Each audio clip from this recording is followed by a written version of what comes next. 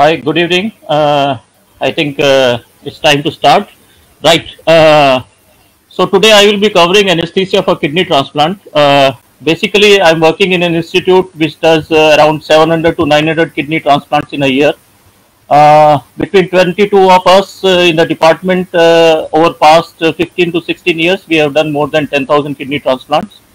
Uh, I understand that in the previous times, in the older times, it was an exclusive domain of big corporates.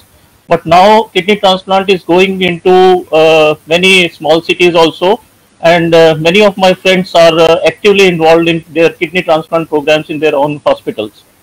However, I know that there are many amongst us who will be watching this who have not even access to kidney transplant program, or who don't even know, or who are basics like DNB first year. So I have made this presentation today that they also become experts by the end of it, right? So starting from the basic, what is a kidney transplant basically? So kidney transplant is the organ transplant of a kidney into a patient with end stage renal disease, right? Basically what we do is we remove a healthy functioning kidney from a donor and implant it into a patient with a non-functioning kidney. So clear? So how we do it? Basically, what was the history? How did it all start? It all started in 1954 when Guild et al. Performed their first successful renal transplant in identical twins. And how did they do it? They did it under spinal anesthesia, right? Painful basic. The basic thing was done, right? So, and what were the monitors used? The monitors used were blood pressure cuff monitor and simple ECG. But it was with the advances in immunosuppression and development of better organ preservation solution that enabled us the use of allografts. So this is where the science advanced, right? How this anesthesia for transplants are challenging? Because they require a thorough understanding of the metabolic and systemic abnormalities in the end stage kidney disease. There are many associated comorbid conditions in these patients, and they increase the complexity of anesthesia, pain management, and perioperative mortality and morbidity. So we require a multidisciplinary approach with well-planned anesthetic strategies to deal with such patients. After the kidney failure has progressed to an end-stage kidney disease, kidney transplant is the treatment of choice. You cannot always go on for dialysis, dialysis, dialysis. Dialysis is not the solution. Once the patient is diagnosed as end-stage kidney disease, kidney transplant is the treatment of choice. And it is the most commonly performed organ transplant. Compared with maintenance dialysis, successful transplant improves quality of life, and it does reduce mortality risk, which is quite clear in this graph. The 5-year survival rate and the 10-year survival rate you will see after the transplant, it's quite good. It's 72.6%. So what are the stages of chronic kidney transplant? We all know. So what we are focusing is on the stage 5. This is the end stage renal disease, right?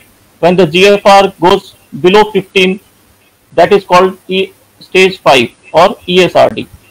So all patients suffering from end stage renal disease should undergo renal transplant unless absolutely contraindicated.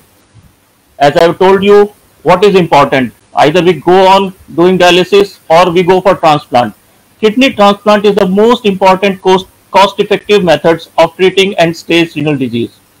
There is decrease in the death rate by up to 40 to 60% in the patients who have been transplanted. The overall graft survival rate in such patients is as high as 93%. This is quite clear, like what happens to patients on dialysis and what happens to the patients who have been transplanted. So the survival rate you can see after 10 years, it is much better for the transplanted patients. What are the common etiologies for which you will require the transplant, or why the patient sent into renal disease or CKD?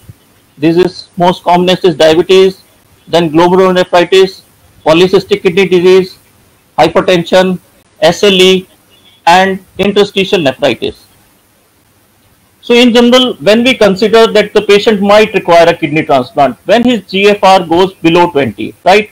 And I tell you, they deteriorate very fast, especially if the etiology is diabetes. Renal failure develops very, very rapidly. So these patients will either eventually require dialysis, and if there is a possibility that a living donor is available, then transplant is the most practical and a cost-effective solution. But when we can't receive, or what are the barriers to receiving a kidney transplant? If you have life-threatening infections, active malignancies, unstable cardiovascular disease, or the patient are having some psychiatric disorders where they might not adhere to the immunosuppressive regimens which they will be put on after transplant. Old age is not a contraindication to transplant. Let me be very clear, right? Earlier, HIV positive patient was a contraindication, but newer recommendations have come, and they say if the patient is on active antiretroviral therapy with an undetectable viral load and a CD4 count that is more than 200, then he can be allowed a transplant. BMI of more than 40 or 40 was a contraindication, but now they say that with the dietary modifications and all, they can be taken up. So this is very important. I will upload my presentation, so don't worry about this slide, but this slide was very important. See, donors are basically classified as where from the kidney is coming. What is the source of donor organ basically? Is it a deceased donor? If it is a deceased donor, whether it is a brainstem dead or heart beating or a non-heart beating, right? And if it is a living donor, whether it is a related living donor or unrelated living donor. Unrelated living donors are further classified, those who are having emotional connections or those who are not having emotional connections. They are either altruistic, paired or pooled. I will elaborate all of them, right? So what is important? Where from the kidney for the recipient will come, living donor or deceased donor, and why it is important? See, transplantation of a living donor kidney is an elective surgical procedure. Here we can prepare our patient. The recipient is better prepared, right? So potential recipients are properly evaluated preoperatively and are optimized by a nephrologist. Whereas what happens in a deceased donor kidney, they are very urgent procedures because of time limited viability of the donated kidney. Preoperative reevaluation is performed basically in the hospital shortly before transplant, and you trust me, we have very less time to prepare for a recipient who will be receiving a deceased donor kidney. In fact, I remember it was in 7 o'clock in the morning then that I get a call that we have got a kidney from a different hospital and a potential recipient is getting admitted. And you trust me, she had all the comorbidities, but then we had a kidney at stake. We proceeded with that, and touch wood, God is kind, and the patient is doing fine. So what is the problem with kidneys which are received from deceased donors basically? See, earlier the concept was it to increase the number of organs available, but the problem here is that the deceased donor kidneys have a 5.73-fold increase in incidence of delayed graft function. This we explain to the recipient beforehand and take a written consent also. So they have a higher primary non-functioning rate compared to donation after brain death. And this you can see very clearly. This is from the deceased donor after 10 years and the graft functioning in a living in a recipient who has received the kidney from a living donor. So what are the advantages of live donation? Basically, it increases the organs available for transplant. It becomes an elective procedure and the timing and operation is flexible. But still, completely preemptive renal transplants are rare and they are exceptions. Mostly recipients would have been started on some sort of renal replacement therapy. The advantage is with the living donors, we can schedule the surgery simultaneously for both the donor and the recipient, which helps us in minimizing the organ preservation time, and the total ischemia time is less than 1 hour. The direct consequences of which are immediate graft function, we have high volume urine output and a good creatinine clearance. So it does give us a high success rate for transplant as all the donors' renal function are assessed and optimized by nephrologist. Psychiatric evaluation is done. ABO compatibility and HLA matching is the initial criteria for donor selection. So what is a kidney swap? Have you heard of kidney swap? When one compatible donor or candidate pair is matched to another pair with a complementary incompatibility. So basically what happens, donor from one pair gives an organ to a compatible candidate in the other pair and vice versa. This is now a very common technique So I hope by this it's very clear the first donor will be giving the kidney to the recipient number 2, and the donor number 2 will give his kidney to recipient number 1. So what is the difference between pair donation and a pool donation? In a pool donation, donor number 3 is giving to recipient number 4, donor number 4 to recipient number 5, donor number 5 to recipient number 1. So why we have to do all this? What is the indication? Indications are blood group incompatibility, sensitization of recipient against the donor, the potential for improvement in transplant quality, or tissue compatibility, right? So the benefits which we get are they expand the pool of donors. By using these ABO compatible but non-identical donors, they can be performed, this transplant can be performed in many centers. The maximum benefit is to type O recipients with incompatible donors. They are the primary beneficiaries.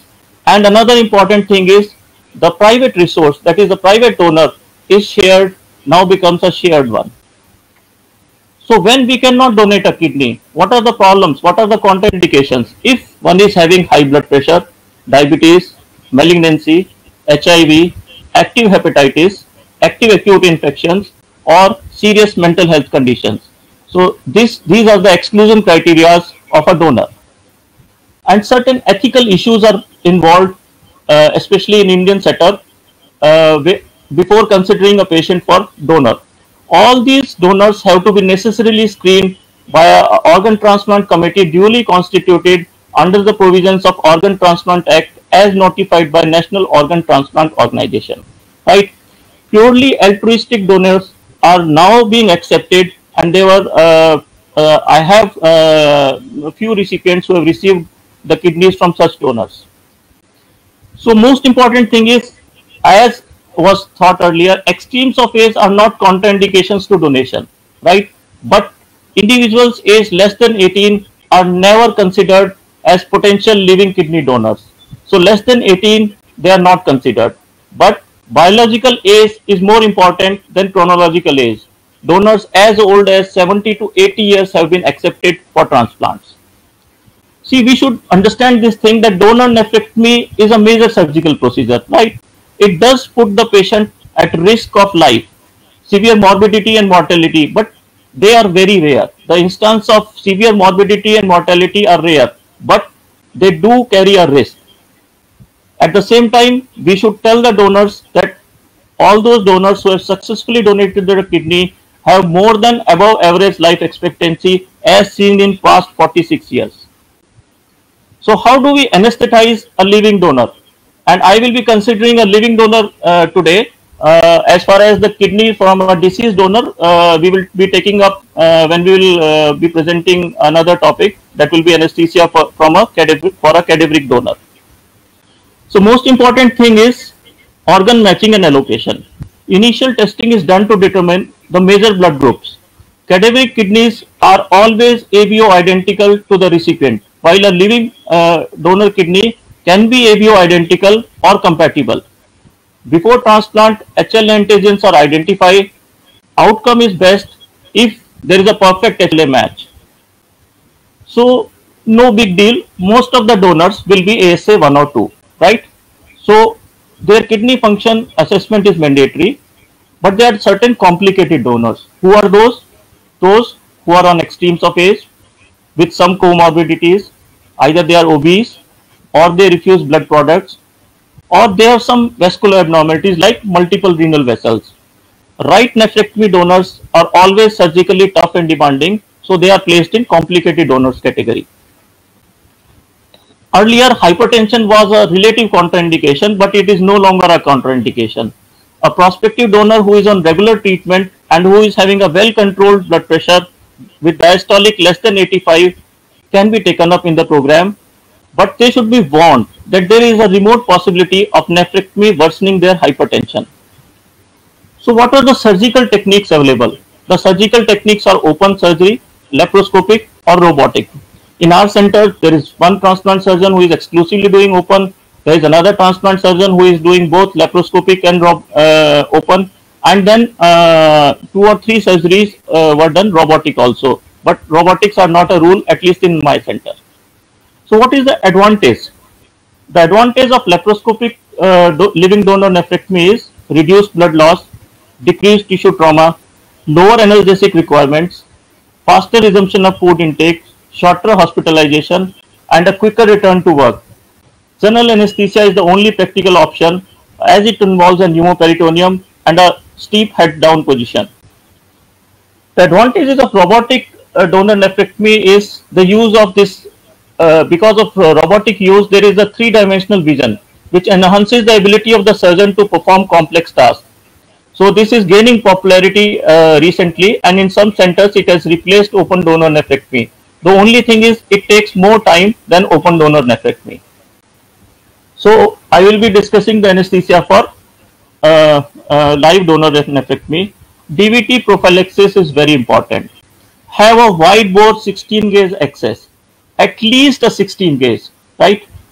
So special attention should be paid to prevention of complication related to the full lateral position, like nerve damage, airway compromise, pressure source, venous access.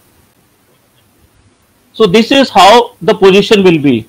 So you can very well understand like what we are dealing with here. Okay. So this is a full lateral position. You can see the elastic stockings to prevent DVT. So they are taken care of. Additional straps are put, and you have to take care of the dependent limb. Also the head.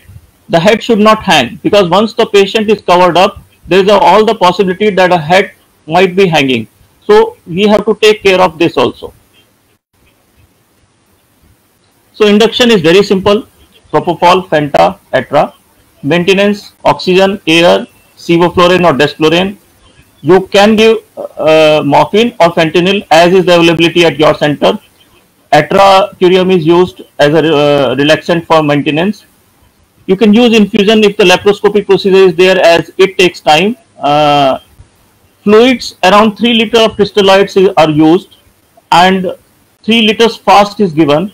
You can also, at some centers, they start preloading in the morning of the surgery. Either way, it's fine. And 1 gram per kg of mannitol is given before clipping of renal vessels. Basic aim is to achieve a high urine output in the donor. Now this is very important, that the patient is catheterized after general anesthesia and a Euro bag with Euroflow is attached. After the ureter is clamped on the harvested kidney side, Euro bag is emptied, and this urine output is documented, because we should not forget that whatever urine output will come after this will be from a single kidney. So for the convenience of all, and for all those who have not attended any kidney transplant, I will just let you go through an animated lab live kidney donor, and this is how it's done.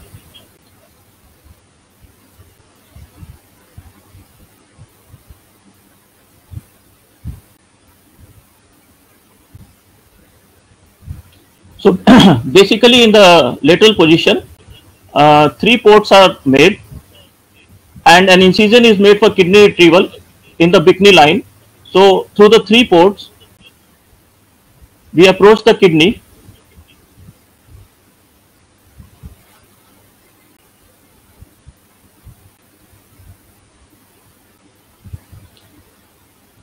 So once the kidney is approached, the ureter is identified. This is the gonadal vein. This tells us the boundaries of dissection. So adrenal vein is identified and clipped.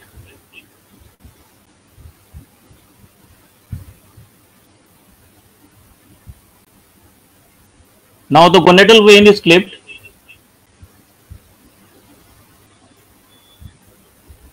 and dissected. The adrenal vein is also dissected, and adrenal is freed from the upper pole of kidney.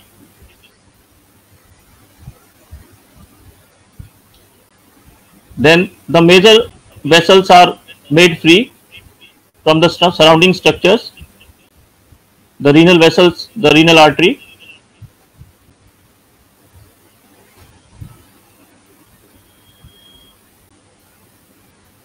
and then the ureter at appropriate length is clipped The gonadal vessels are clipped again. The ureter is dissected.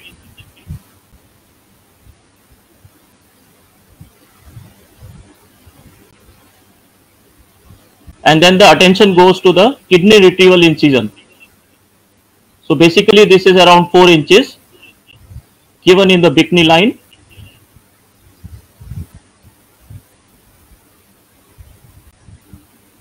And once this incision is given, attention again goes to the vessels. The renal artery is clipped first and the time is noted. This is the beginning of the warm ischemia time. Hemolog clips are used and the renal artery is dissected. The renal vein is dissected using stapler.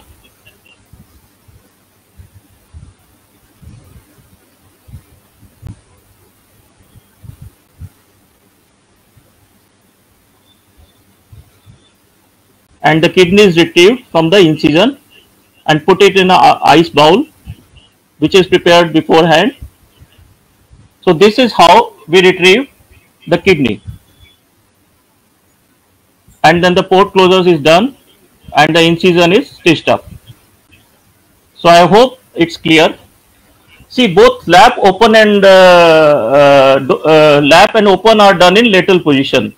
But in open kidney retrieval, there is a chance of diaphragm damage. So post-op chest X-ray is must.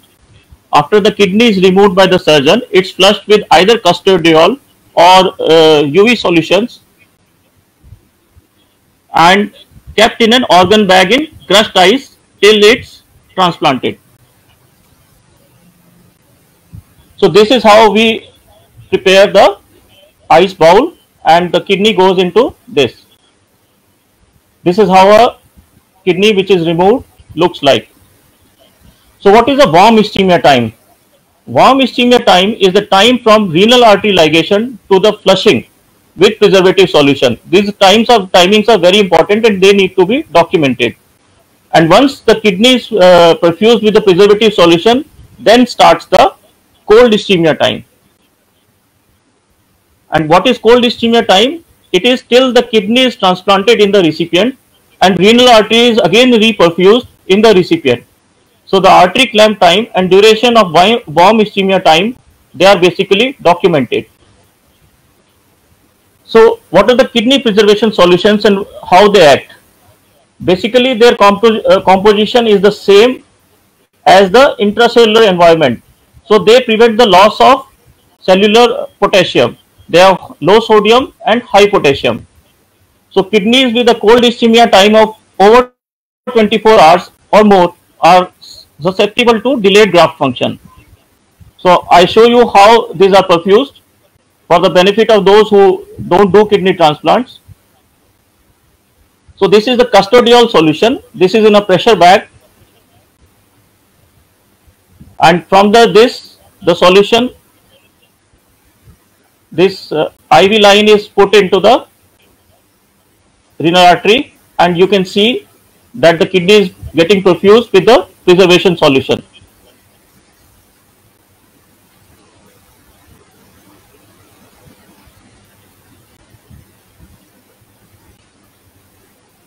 So the kidney is perfused with the organ preservation solution. Which solution is being used? Why it is important, I tell you. See, if your surgeon is using a UW solution or University of Wisconsin solution, there is a very high level of potassium in that. So before the clamps are released, you have to be very careful that this kidney was flushed after use of UW solution by a cold ringer lactate solution. Otherwise, the moment the anastomosis happens and the clamps are released, massive hyperkalemia can result in a cardiac arrest of the donor. This has happened at many centers, and then the practice of using custodiol was introduced, right? So we should know which solution our surgeon is using. In living donors, that's why the kidneys are easy to handle, as mostly ice ringer lactate solution is used. The ischemic time during manipulation is usually 20 to 30 minutes. The influence of improved immunosuppression, lower cold ischemia time has contributed to the improvement in graft function and survival. Now coming to post-operative pain, basically open living donor nephrectomies, they are very painful procedures. The subcostal wound incision is around 10 to 12 centimeter in length, which makes breathing and coughing very painful. But pain is there in the lap nephrectomies also, which is due to a combination of port pain, the abdominal incision, the diaphragmatic irritation, the ureteric colic, and the urinary catheter discomfort. So both these subsets of patients will receive PCA with fentanyl, and the best is to, I am telling you by experience that the best is to infiltrate locally. Topical LA does decrease the requirement of opioid consumption. You can also go for a paravertebral block or a TAB block. Nowadays in some centers, an indwelling catheter is put in wound site which delivers local infusion, local LA infusion, but up to 5% of the donors will continue experiencing chronic wound pain. All patients go to surgical ICU post-op for observation for at least 24 to 48 hours without exception. There are certain complications which can be seen post-op like pneumonia, pulmonary atelectasis, UTIs, wound infection, pneumothorax, urinary retention, but they are not very severe. So what we can see is there is some transient increase in serum creatinine level in a donor, but these parameters usually return to normal within 1 month, and they don't have any long-term mortality effect on in a 45 to 50 years follow-up. We have rarely seen long-term morbidity. So long-term renal functions remain at 75%, and there is no increased risk of hypertension in the donor. There is very less morbidity, which can result in some delay in patient discharge, and this is very rare. Mortality is extremely rare, 0.03 to 0.06%, which is actually less than the death rate in a traffic accident in 1 year. The common causes of mortality are pulmonary embolism, hepatitis, MI, and arrhythmias. So I think with this, the donor part is over. Coming to the recipient part. Now, before we go for the recipient part, it is very important to know the physiological changes that happen because of the patient who is having chronic renal failure. So the kidneys are essentially important to adjust body fluid volumes, electrolyte composition, acid-base balance, and hemoglobin concentration. They receive around 25% of the cardiac output. So what happens to the cardiovascular system in a patient in CKD? Approximately 50% of the deaths in patients with CKD are because of involvement of the cardiovascular system. Hypertension and cardiomyopathy are usually due to volume overload and pressure overload. Administration of erythropoietin further increases the blood pressure in such patients. So what is our goal? Our goal is to have a blood pressure pre-op of around 130 to 85, and these patients are on multiple antihypertensive. Uremic cardiomyopathy is there, but we need not be afraid of this uremic cardiomyopathy because with the successful transplant, it is reversible to a large extent. So how does the hematological system is affected? These patients, you can see, they will be always having normochromic, normocytic anemia, and they will be either on erythropoietin therapy, and around hemoglobin of 5 to 7 is normal for such patient, but they will be well compensated. So pulmonary congestion due to volume overload will be there in these patients, and there will be hypoxemia or hypocapnia. There can be ascites, and due to this ascites, there will be diaphragmatic splinting with basal atelectasis and shunting. See, we should not accept any patient who is not having a recent chest X-ray on admission. They might be carrying X-rays which was there at the time of their committee clearances, but we should insist on a recent chest X-ray. And most important thing is to clinically evaluate the patient. You can see the breathlessness of these patients, and that will give you the clue to the underlying respiratory compromise that these patients are having. So we should always check on the electrolyte and acid-base status of these individuals, as there can be acidosis, hyponatremia, hyperchloremia, and hyperkalemia. More so after hemodialysis and peritoneal dialysis, the KFT should be sent. There will be always a secondary hyperparathyroidism, as the parathyroid gland attempts to maintain the calcium. Coagulation is affected in these patients, and the abnormality will be platelet dysfunction. This is very important. The abnormality you should know should be platelet dysfunction. PT and PTT in these patients can be normal. You should definitely have a bleeding time in these patients to know about the platelet function. These patients have dialysis disequilibrium syndrome, and because of that they may land in cerebral edema. There can be dementia due to aluminum toxicity. And then there are per se problems of dialysis like over or excessive heparinization, abnormal fluid shifts, hepatitis or HIV. These patients are very prone to get, especially those who are on hemodialysis. And poor care of AV fistula can lead to local gangrene, and peritonitis can occur in those who are on PD. These patients are normally on immunosuppression, and immunosuppression is done in 3 phases in these patients. The first phase is induction phase, and this is started before and during first week of transplant. So we should be very clear like what are the immunosuppression therapies going on in our patient. The second phase is maintenance phase, and this is from 3 to 6 months of the transplant to prevent acute graft rejection. So if there is an already transplanted patient who is coming, he will be coming on drugs for maintenance therapy of like AZ3, AZT or corticosteroids. The third phase will be long-term immunosuppression. So we should be knowing like what is the immunosuppression these patients are on basically. So how do we manage these patients? We should definitely reassess the need of a preoperative dialysis, especially if the patient is having hyperkalemia or volume overload. But if possible, the dialysis should be avoided for 24 hours prior to kidney transplant. So if at all it is required on the day of surgery, we use a heparin-free dialysis for this reason. And there should not be any intraoperative coagulopathy. If heparin is used, we have to wait for 3 to 4 hours for the coagulation parameters to normalize. Basically, a PTT normal or less than 45 seconds is a must. But what happens for the non-dialyzing patients? You will be getting such patients also. So we should assess their hyperkalemia or volume overload.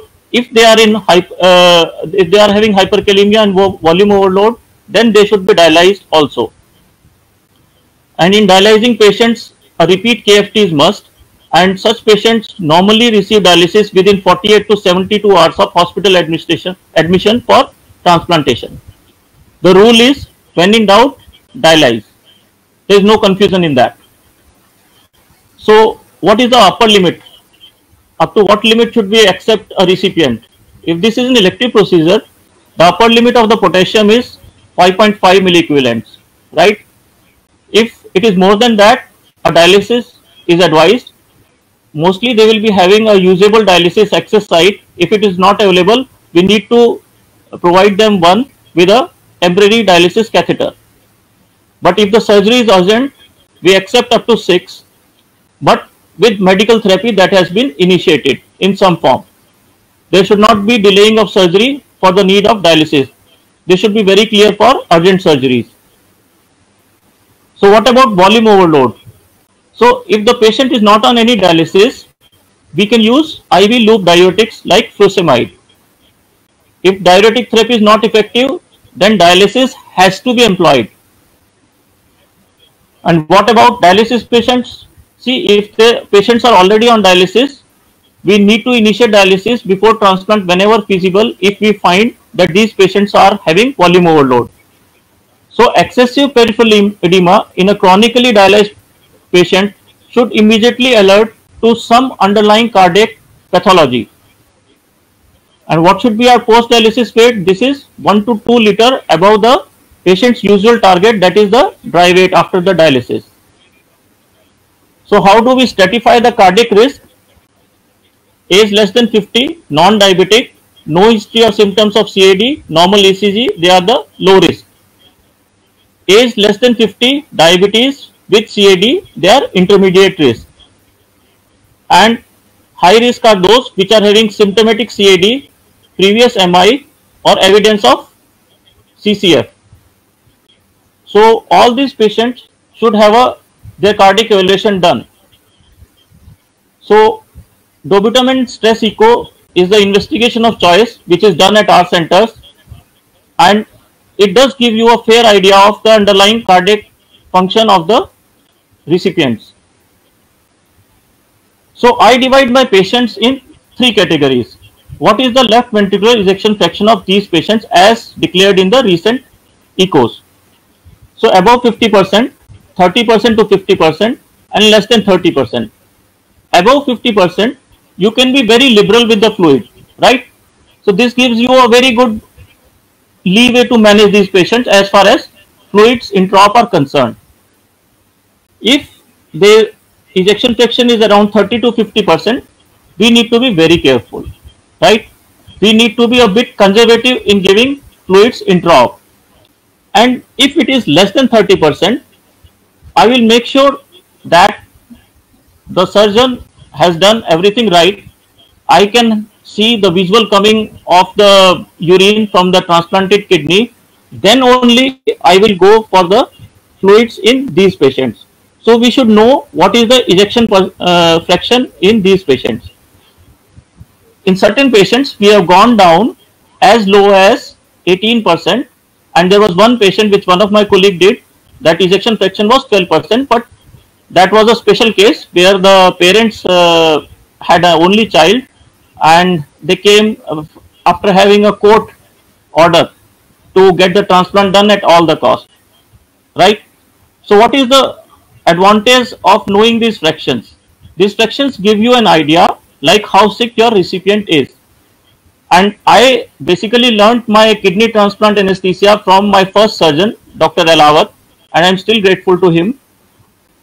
I still remember it was my early days, and I told him, sir, this patient is having an ejection fraction of 21%. And so he looked at me and he asked me, so I hope you know 100% how to give anesthesia in this 21% case. I said, yes, sir. So he said, that means my patient is 121% safe.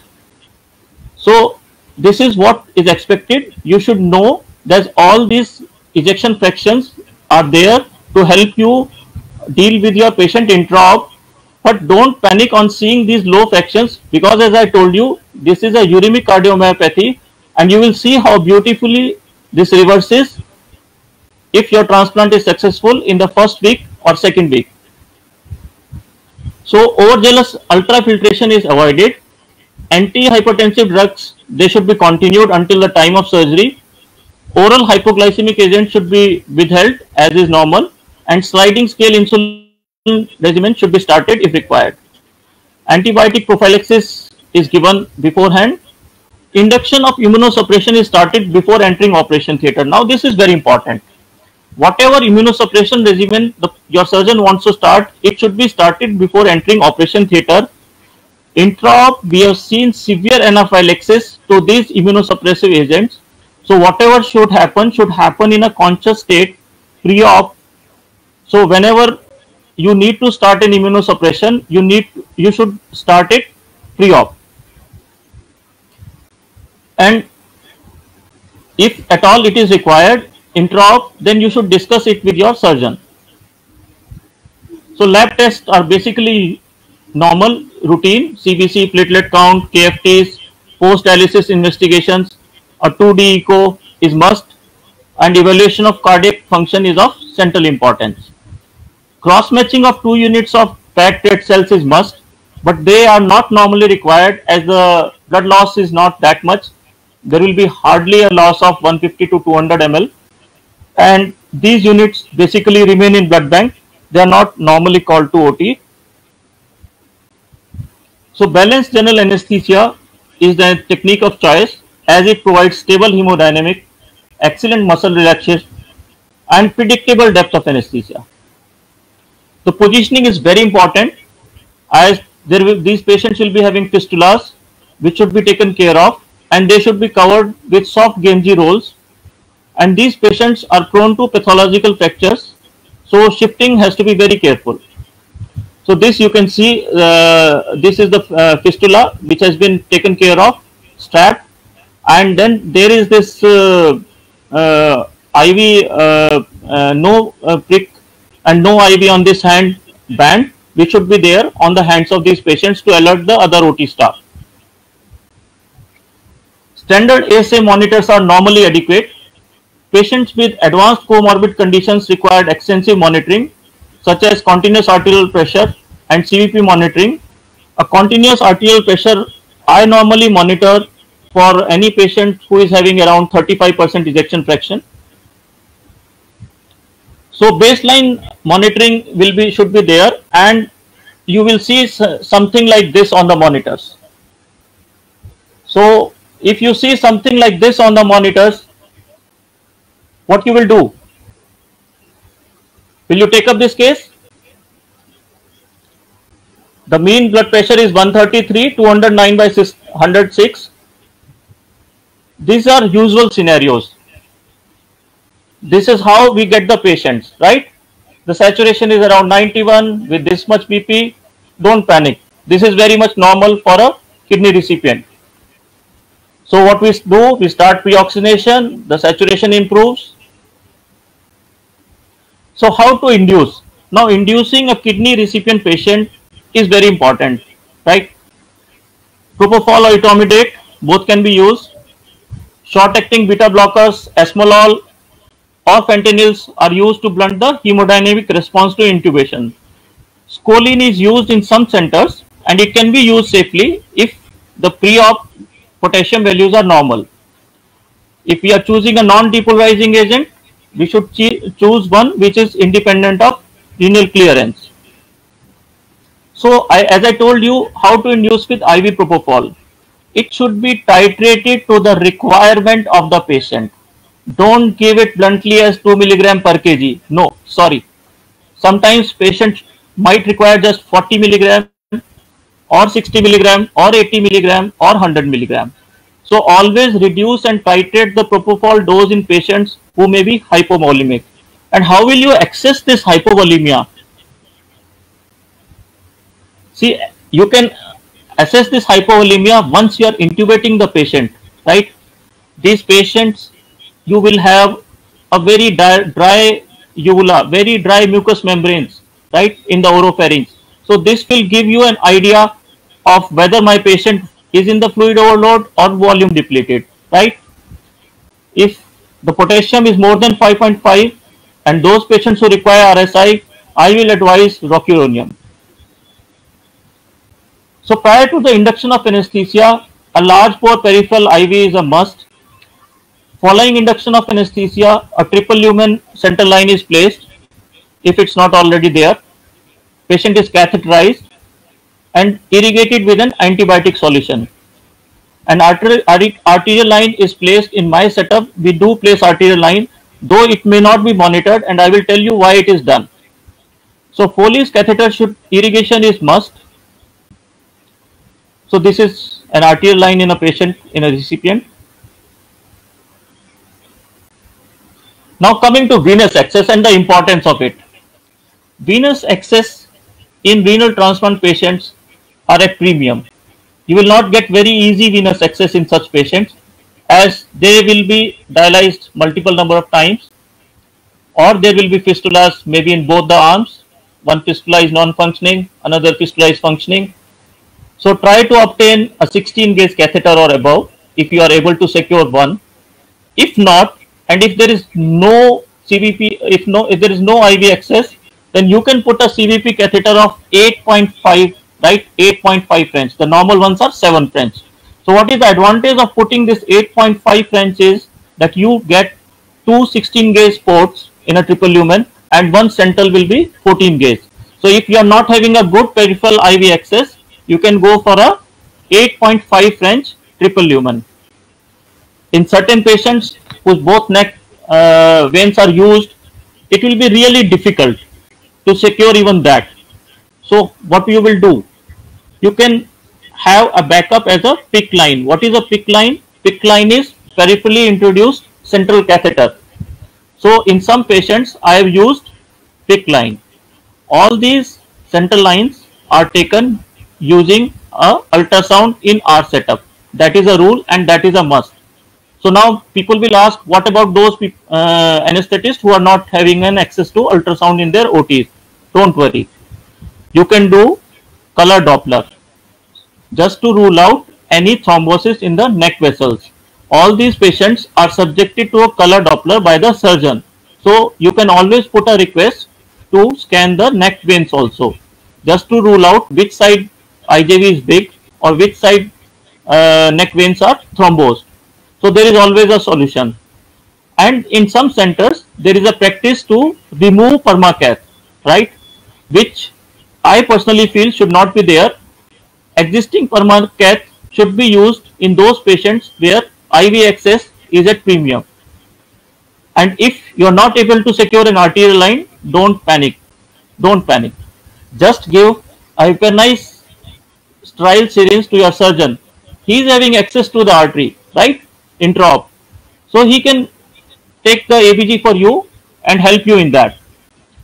Basically, in my experience, in our setup, I have done transplants only on 16 Gaze in which we didn't have any sort of venous access because of re-transplant or second transplant or third transplant. So don't panic if you are not able to secure central lines.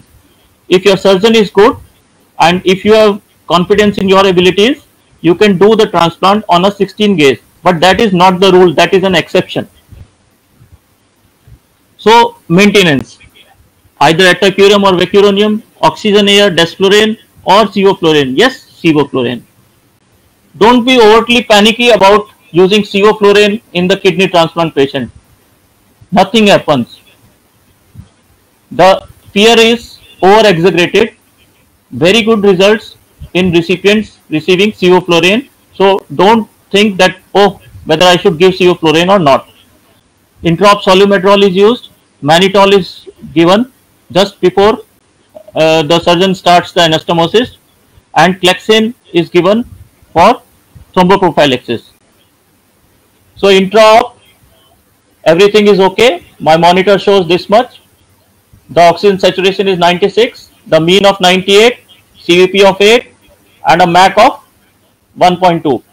So the patient whose BP we started with 230 by 130. I want to highlight this thing. These are the pics of the monitor from the monitor of the same patient which I am showing, which we induced, right? So basically I am doing a live case with you in this presentation. So these are from the same patient, right? So don't panic if it was 230 by 100 in the start. This is what it looks like intraop, and because of hypertension I am monitoring this using an invasive arterial line, right? So as I have told you, the respect of anesthetist by the surgeon is always when he knows the surgery. So we should know what are the steps of the surgery, how this transplant recipient is done, and at what point of time what the surgeon is doing. This should be very clear.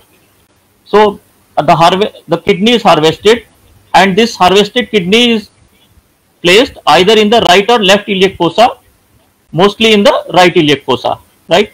The renal artery of the donor kidney is connected to external or internal iliac artery in the recipient, depending on the caliber. The renal vein of the donor kidney is connected to the external iliac vein in the recipient. Occasionally, there can be multiple renal arteries, and they are this problem is addressed by using primary or secondary anastomosis. The urinary continuity is restored by placing the distal ureter into the bladder.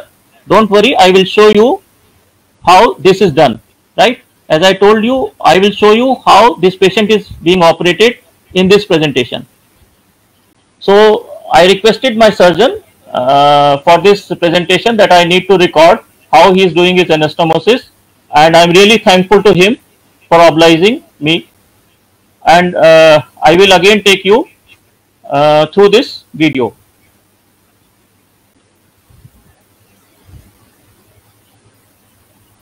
So basically this is the common iliac artery dividing into the external iliac and the internal iliac. So this is external iliac and this is the internal iliac through which this anastomosis is done, right? This is the arterial anastomosis. You can see this is the anastomosis. This is to the internal iliac. And now this is the vein. This is the bluish colored vein, right? External iliac vein. And this is the venous anastomosis. You can see it very clearly, right? This is the venous anastomosis. And this cord-like thing is the ureter through which the stent has been placed, and this is connected to the bladder. Clear? So the artery, the vein, and the ureter, these three things need to be anastomosed. And if all these three things have been done, this is the result, right? You can see the urine. If everything is fine, this is how the transplanted kidney makes the urine.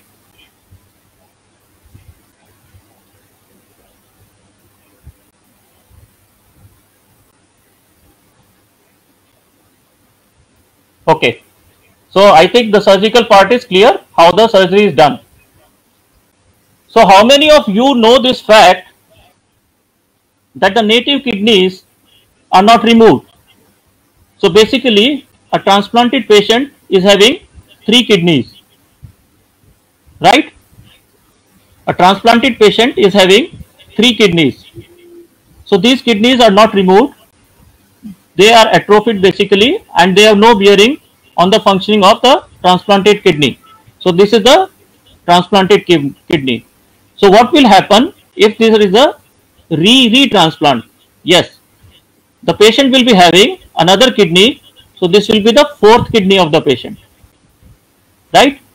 So don't be surprised that the patient is having 4 kidneys. So one of the very important thing is the fluid management. See, fluid is a boon as well as a poison to your recipient. So you have to use fluids very judiciously intra-op. A good intraoperative fluid expansion, volume expansion is required to increase the renal blood flow and to improve allograft function immediately after reperfusion. The systolic blood pressure, the target should be 130 to 160 at least, and I am using the word at least. Systolic blood pressure should be maintained in this region, 130 to 160 millimeters of mercury, and the CVP should be around 10 to 14 millimeters, right? Try to replace the volume cc by cc, ml by ml, right? Don't over replace. As I told you, fluid can be poison to your patient, right? So this is the monitor and the fluids are being replaced. So how to choose which fluids? Lot of controversies. Whether normal saline only should be given, whether Ringer lactate only should be given, which crystalloids to use, which fluids to use. I can tell you the normal requirement is isotonic crystalloids, 1 to 3 ml per kg per hour should be used. If you have to give a bolus, give it in 250 ml increments. Don't rush the fluid immediately. Though your surgeon will be on your neck, give fluid, give more fluid, give more fluid. No. You should administer your fluids very cautiously. And to clear the air, there was no difference which was found using normal saline versus Ringer lactate or plasma light. You can use any solution. The risk of hyperchloremic acidosis is definitely there if the transplanted, if the fluid that is given is NaCl for more than 2 liters, right?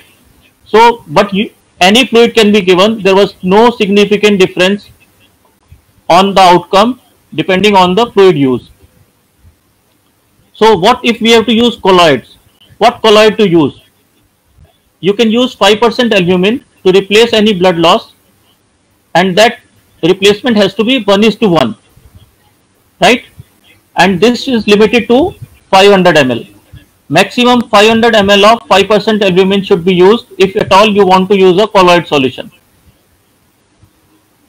Perioperative blood transfusions are as a rule avoided.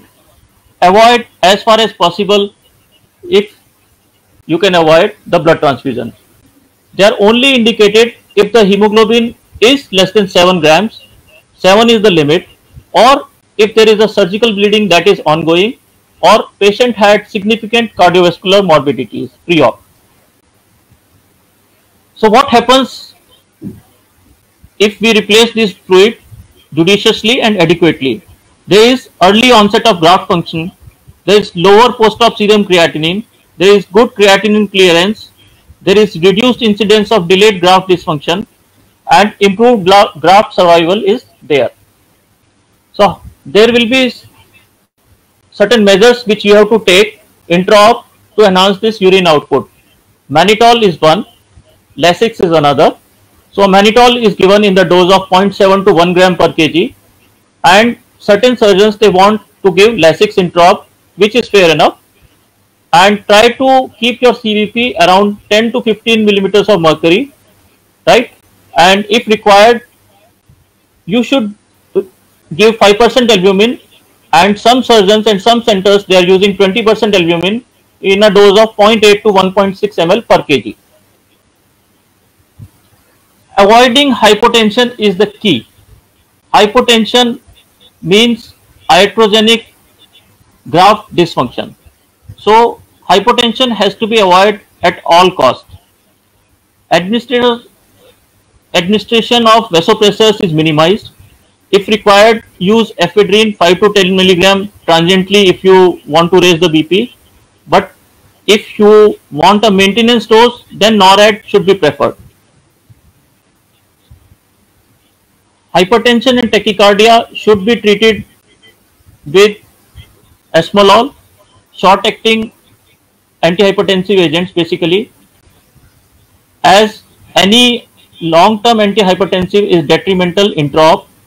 We need a high blood pressure, high systolic, high mean for the graft functioning. And if at all we have to use vasodilators, we should use NTG. In our setup, we are using NTG.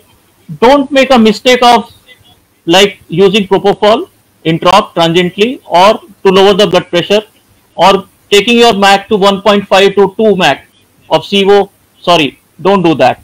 Better use antihypertensive in the form of esmolol or NTG. We all know how to manage hyperkalemia. So if at all you feel that potassium is rising intra-op, you can initiate those measures. IV calcium can be used, dextrose insulin drip can be used, and hyperventilation can be done. A target blood glucose level of 140 to 180 milligram is important, and if it is more than 180, start an insulin infusion, and a target again of 140 to 180 avoids marked hyperglycemia intra-op. Avoidance of hypothermia is key for a good graft function. Use post air warming devices and blankets, or water mattresses and devices for warming IV fluids. Temperature monitoring is a must. So coming to the post-operative management, PCA fentanyl is the analgesia of choice, and neuroaxial anesthesia uses is limited because of the coagulopathy. TAP block can be used in these patients. The only thing that I have seen is after uses of TAP block, for whatever reason, I have seen that these patients' blood pressure stabilizes or falls down. So be careful while using a TAP block, but it can be used certainly. Morphine should be avoided, as all the products of morphine are excreted by kidneys, and morphine in a setting of acidosis can be dangerous post-op. So we can encounter various forms of rejections in these patients. This can be classified as hyperacute, acute, and chronic. Acute rejection is the most common, but less common with the immunosuppressive agents which we are using nowadays. How do you diagnose it? You diagnose it by a renal biopsy or a rapidly increasing creatinine of 10% to 25% over baseline with a decreased urine output. So transplant rejections can be easily divided into acute cellular rejections and acute humoral rejection. Treatment of mild cellular rejections is steroids, while severe rejections can be treated with ATG. Humoral rejections are mostly treated with intravenous immunoglobulin and plasmapheresis. So this is what a hyperacute kidney rejection looks like, right? So what is the solution for this hyperacute kidney rejection? It develops within 24 to 48 hours and sometimes on table. So basically you can't do much. Plasmapheresis initiation is one therapy. Otherwise, the only treatment is a retransplant. So retransplant can solve this hyperacute rejection problem. So coming to a special sets of recipients. What about the ABO incompatible? So the likelihood that two unrelated individuals are ABO identical is 37.5%, compatible is 26.75%, and incompatible is 35.75%. So how to make them? How to take them for the recipient?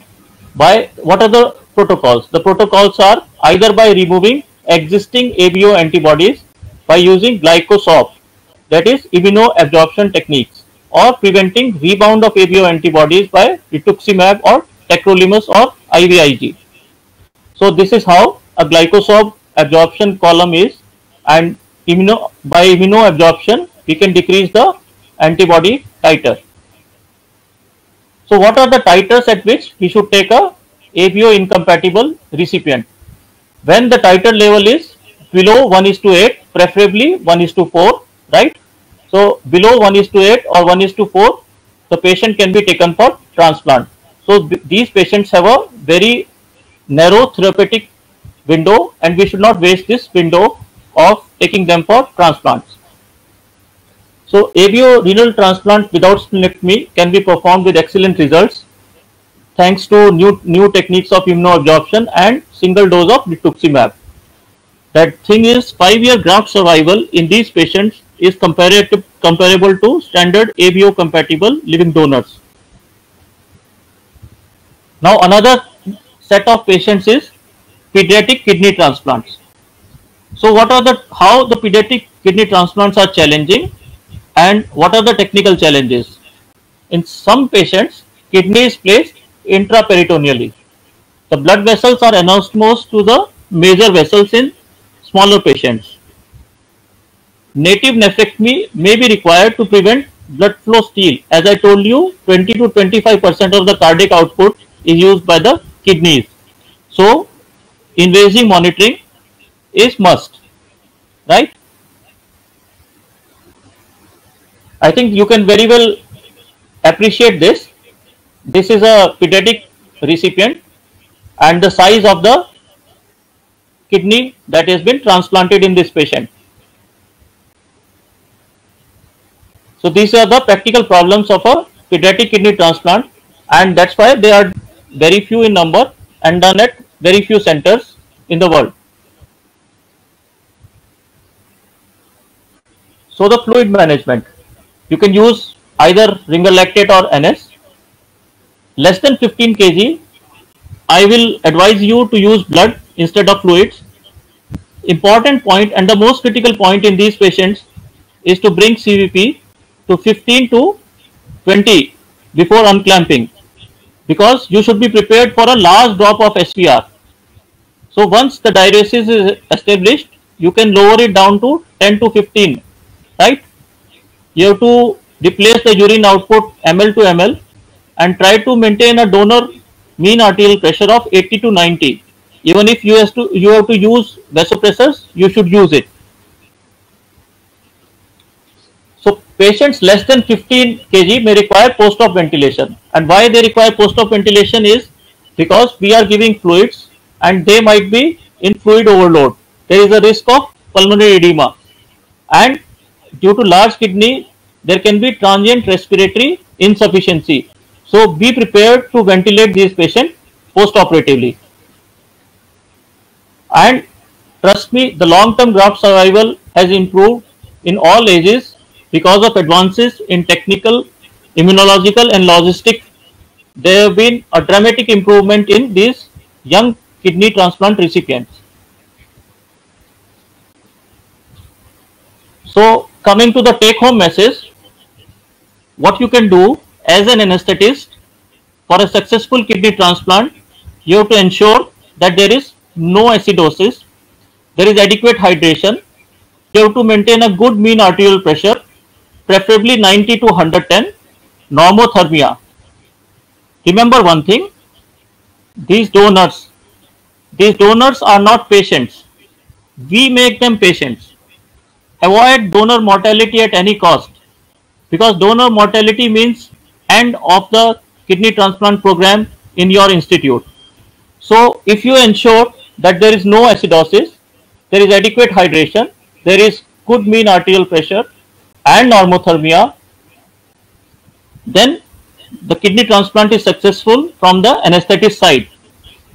But even after that, suppose the urine is not coming, the surgeon will look at you and say, boss, there is no urine output.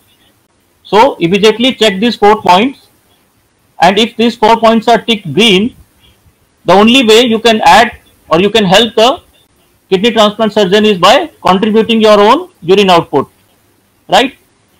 Jokes apart, you can look for other factors. You can advise a Doppler, intra-op Doppler. Another thing is, if the urine is coming before anastomosis and after anastomosis the urine is not coming, then there can be problem in the bladder. There can be a clot obstructing the urinary catheter, right? So we need to flush the urinary catheter. And you have to trust me, what has happened in 1 or 2 cases, when the female staff nurse catheterized the female, the catheter was put intravaginally, right? So this was cause of not getting urine in one patient. So we should be alert to all these possibilities. So if all these 4 things are taken, your role as an anesthetist is fulfilled in that kidney transplant patient. So a good mean, see, a good mean, a good CVP on the monitor at the end of the transplant, and a good pH 7.43, right? So basically these are the 2 things which are very important you have to ensure. And if you have ensured these things,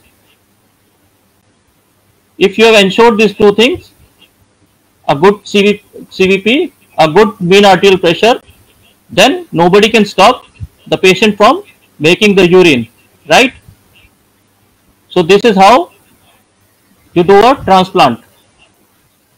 So trust me, these are highly satisfying and challenging experience for any anesthetist to be involved in a kidney transplant or organ transplant program. This is a very safe and low risk procedures. Sometimes we have done 3 to 4 transplants in a day, and these programs are destined to grow in the future also.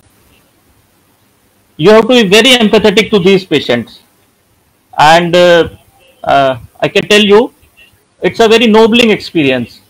Now this is one patient. This patient I had from Kenya. Father was the donor, and he was a policeman. This little child, she was in our hospital for 3 months, in and out, stabilizing, pre-optimizing, dialysis and all. And then there was a therapeutic window on which we can take up this patient. Fortunately, I was on call that day, and with my colleague Dr. Chetan, we were able to manage both the donor and recipient. And I went next day to meet this child, and she was not ready to talk to me because she was kept NPO and she wanted chicken, right? So it's a very humbling experience getting involved in an organ transplant patient, and you should feel behind the medical scene. You should talk to the family and be empathetic to them. So if everything is okay, may your urine bag be always full, right? So this is what I can tell you, and I leave it at this. I hope everyone who is doing transplant and who is not doing transplant is benefited by this presentation of mine today. And I thank TAS, I thank Dr. Hital for giving me this opportunity. Thank you very much, and I hope everyone benefited from my presentation. Thank you very much.